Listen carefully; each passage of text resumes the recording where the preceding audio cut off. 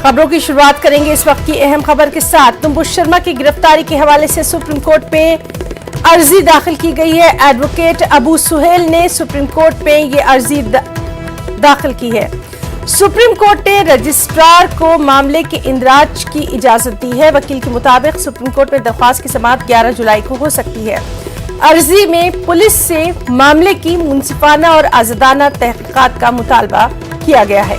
तो अहम खबर, नुपुर शर्मा की गिरफ्तारी के हवाले से सुप्रीम कोर्ट में अर्जी दाखिल की गई है। एडवोकेट अबू सुहेल ने सुप्रीम कोर्ट में ये अर्जी दाखिल की है। सुप्रीम कोर्ट ने रजिस्ट्रार को मामले के इंदराज की इजाजत दी है और वकील के मुताबिक सुप्रीम कोर्ट में दरख्वास्त की समाअत 11 जुलाई को हो सकती है।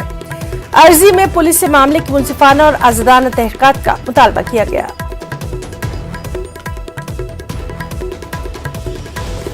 अहम खबर,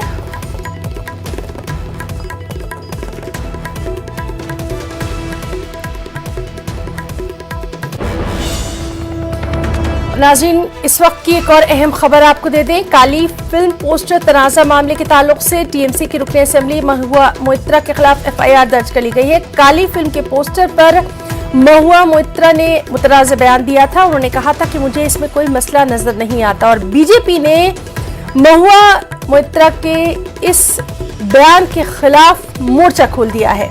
तो अहम खबर, काली फिल्म पोस्टर तनाज़ा मामले में टीएमसी की रुकन असेंबली महुआ मोइत्रा के खिलाफ एफआईआर दर्ज की गई है।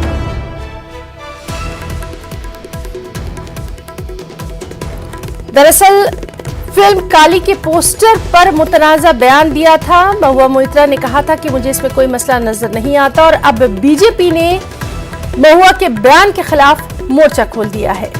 आपको बताएं कि टीएमसी ने अपने आप को उनके इस बयान से पहले ही अलग कर लिया है। टीएमसी ने साफ तौर पर कहा कि ये महुआ मोइत्रा का जाती बयान है और अब ये खबर कि उनके खिलाफ एफआईआर दर्ज की गई है।